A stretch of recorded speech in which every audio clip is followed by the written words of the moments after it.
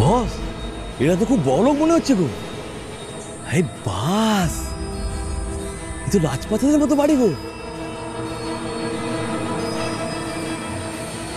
ওদিকে দেখো কত দামি দামি গাড়ি দাঁড়িয়ে আছে। বিন্দির ভাগ্যটা সত্যি খুব ভালো বস। এসব গাড়ি বাড়ি দেখে দেখলে বলে করছিস কেন? আমার কিছু কম আছে আমার কিছু। তাছাড়া শোন, আমি না এখানে এইসব দেখতে আসিনি। সুন্দরগড়ের বিন্দি এত বড় মালদার বাড়িতে কি করে আসলো, ওটা আমাকে আগে খুঁজে বার করতে হবে। আমার মনে হচ্ছে কিছু একটা খাপলা তো আছি। হ্যাঁ চ, ওটা এন্ট্রি, ওদিকে তো গেট বন্ধ, তোমরা ভিতরে এলে কি করে? আমাদের বসকে কোনো গেট আটকে রাখতে পারে। তোমরা কারা? এই বাস, কি সাহস গুরু! আবার জিজ্ঞেস করছে তোমরা কারা? এই আমাদের বসকে চেনো না? না, চেনানোর প্রয়োজন নেই। এইভাবে ঢোকে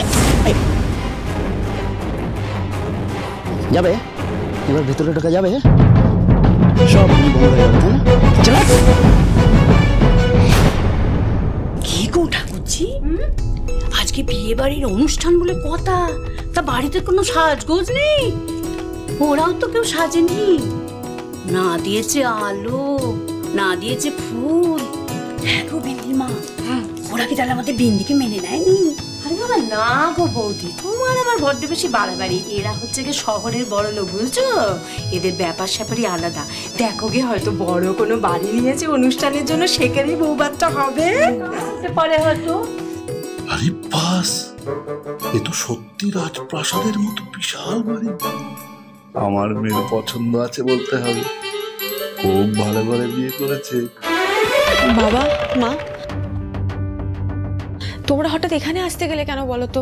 মানে কথা নেই বার্তা নেই এখানে চলে এলে সোজা? ওই দেখো, আরে আজকে আমার মেয়ের বউ ভাত, আর আমরা আসবো না? তাও তো তুই আমাদের ঠিকানাটা দিসনি, আমরা খুঁজে খুঁজে চলে এলাম। হ্যাঁ রে মা, ঋদ্ধিমান বাবুর এই এলাকায় খুব নাম ডাক, তাই না?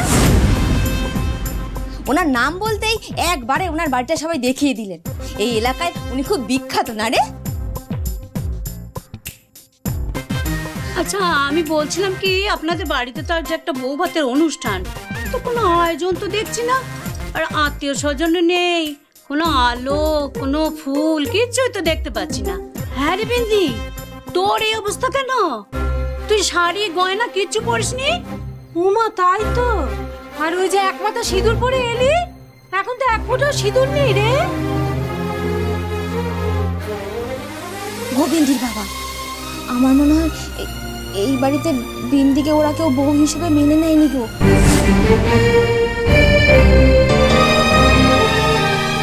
দেখছো না সবাই কেমন থমথমে মুখ করে দাঁড়িয়ে আছে? ওই জন্যই বোধহয় বিন্দি আমাদেরকে আসতে বারণ করছিল। আহা বৌদি, এমনও তো হতে পারে যে বিন্দি আর জামাই বাবা জীবন এখনো বাড়িতে কিছু জানায়নি। বাবা, তাহলে কি আজকে বউ ভাত হবে না? বউ ভাত মানে কার বউ ভাত? এটা ঠিক যে ঋদ্ধি আপনার মেয়েকে ওর বিয়ে থেকে তুলে এনেছিল, স্মৃতিতে সিঁদুর ছিল ঠিকই, কিন্তু ঠিকই বলেছেন, বিয়েটা তো আগেই হয়ে গিয়েছিল।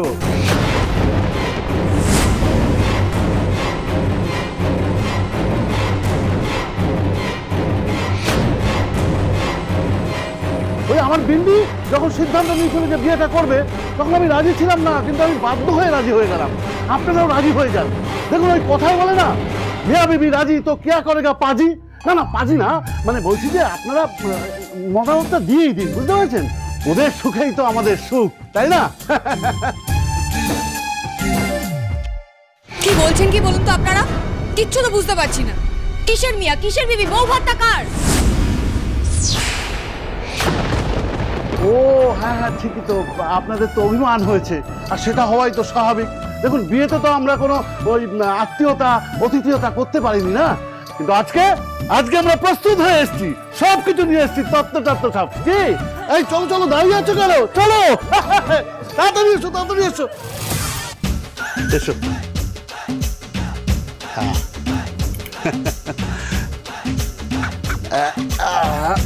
রাখো রাখো, ঠিক আছে। হ্যাঁ। এসব কি করেছিল? এসব কেন এনেছিল?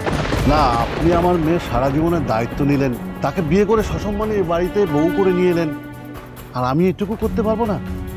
দেখুন, প্রথমে আমার একটু কষ্ট হয়েছিল ঠিকই, কিন্তু বিন্দি তো আমার একমাত্র মেয়ে, তাই সবকিছু মেনে নিয়ে আমি এসবের আয়োজন করেছি। কি মেনে নিয়েছেন বলুন তো? আর আপনার মেয়ে বাড়ির বউ হলো কোন লজিকে? মানে যা মুখে আসবে বলে যাবেন? এখন তো মনে হচ্ছে ওটাই ঠিক কথা। বিন্দিকে ওরা মেনে নেয়নি। আরে কেনই বা মেনে নেব? আমি জাস্ট বুঝতে পারছি না আমাদের দায়টা কিছু। বিন্দি এইবারের কে হয় যে ওকে মেনে নিতে হবে আমাদের? কেন বউ?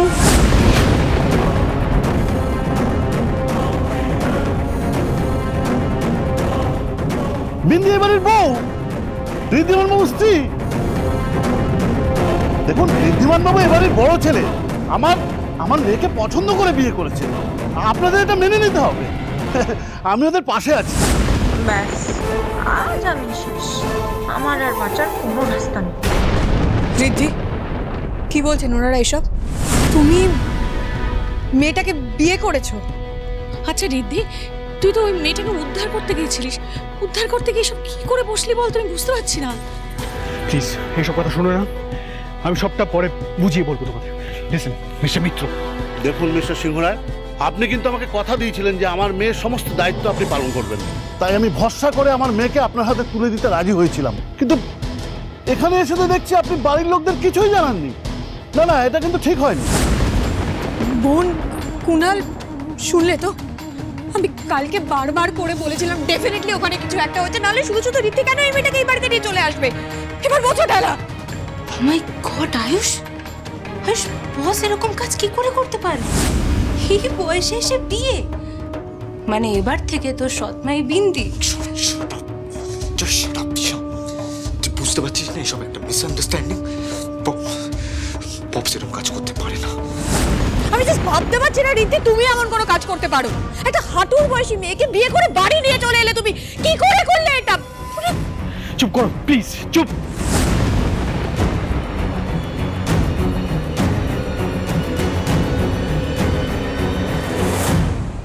হে ভগবান, স্যার এক্ষুনি সবটা বলে দিলে মা বাবা তো আমাকে এখান থেকে নিয়ে চলে যাবে, আর ওই মৃদুলের সাথে বিয়ে দিয়ে দেবে। কি করব আমি তাহলে? কি মিথ্যে দিয়ে সবটা ম্যানেজ করব আবার?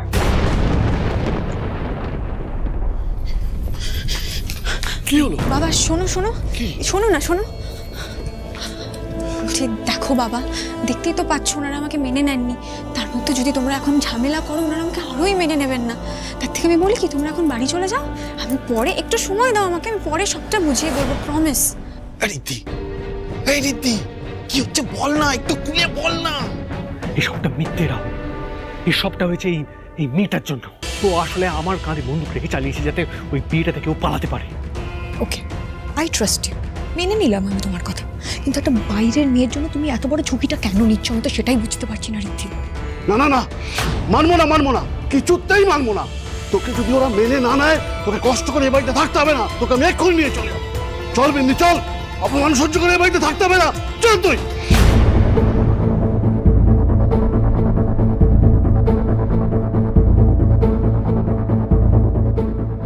আজ যদি এ বাড়ি থেকে বিন্দি বেরোয়, তাহলে মৃদুল শর্মার সাথেই বেরোবে।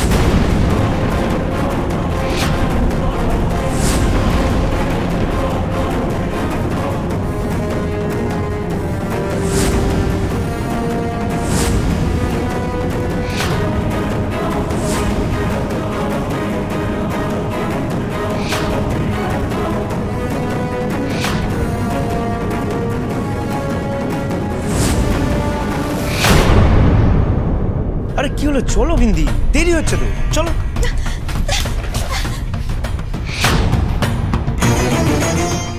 ঋদ্ধিমান সিংহরায় যখন কথা দেয় সে কথা রাখে। যখন আমি বলেছি ওর দায়িত্ব নেব, তখন ওকে তোমার সাথে বিয়ে হতে দিয়ে ওর জীবনটা আমি নষ্ট হতে দেব।